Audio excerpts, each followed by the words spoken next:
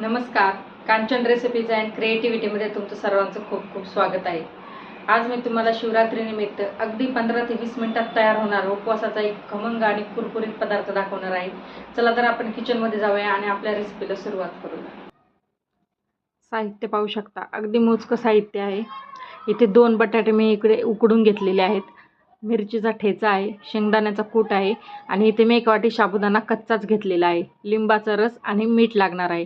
तुम्ही जर उपवासाला जिरे आणि कोथिंबीर खात असाल तर तुम्ही तेही वापरू शकता. सर्वात अगोदर आपण पॅनमध्ये साबुदाणा छान भाजून घेणार आहोत. स्लो गॅसवरती छान साबुदाणा आपल्याला फुलवून घ्यायचा आहे. उपवासाला तेच पदार्थ खाऊन कंटाळा आलेला असतो, त्यामुळे आपण ही झटपट होणारी आणि अतिशय क्रिस्पी रेसिपी पाहणार आहोत. साबुदाणा हलक्या भाजून झालेला आहे छान मंद गॅसवर. आता हा आपण थंड करून याची पावडर करून घेणार आहोत.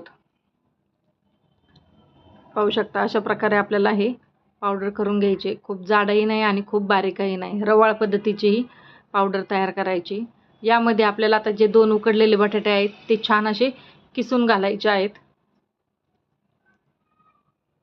संपूर्ण बटाटे मी इथे किसून घेतलेले आहेत दोन्ही पण. त्यामध्ये आपल्याला 5 ते 6 चमचे शेंगदाण्याचा कूट घालायचा आहे. जरा जाडसरच भरड ठेवलेली आहे मी, म्हणजे खाताना ते क्रंची लागतात. हिरव्या मिरचीचा ठेचा घातलेला आहे मी. मिरची तुम्ही तुमच्या आवडीनुसार कमी जास्त करू शकता. यात लाल तिखट घातलं तरीही चालेल. लिंबाचा रस घालायचा आहे. चवीनुसार मीठ घालायचं आहे. आणि हे मिश्रण आपल्याला छान असं एकजीव करून घ्यायचं आहे. पाणी घालण्याची याला आवश्यकता नाही आहे. बटाट्याच्या मॉइश्चरमध्येच आपलं हे पीठ छान मळून होतं आणि बनवायलाही झटपट आणि खायलाही तितक्याच टेस्टी लागतात. ह्या व्यवस्थित असं पीठ मळून घ्यायचं आहे आपल्याला. हा छान असा गोळा तयार झालेला आहे.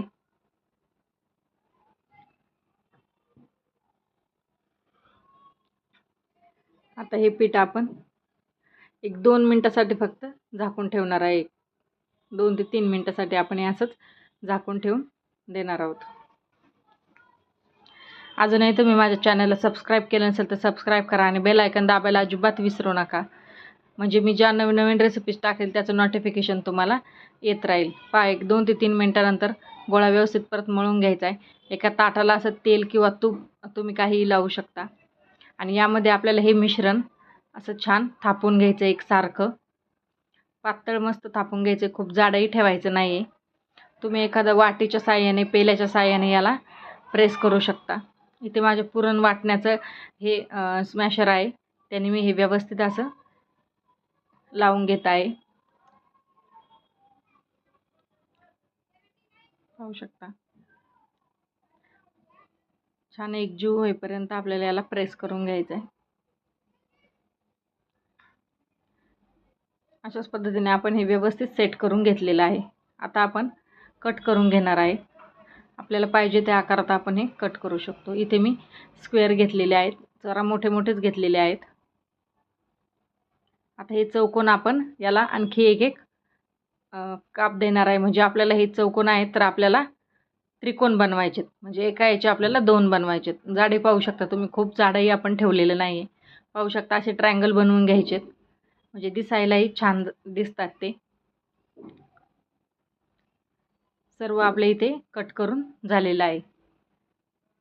पाहू शकता तुम्ही आकार छान आलेला आहे, एकदम सँडविच सारखा. आता आपण हे सर्व एका ताटामध्ये काढून घेणार आहोत. संपूर्ण आपण आता हे एका ताटामध्ये काढून घ्यायचं आहे. तेल मी आता तापवायला ठेवलेलं आहे. व्यवस्थित आपलं हे झालेलं आहे.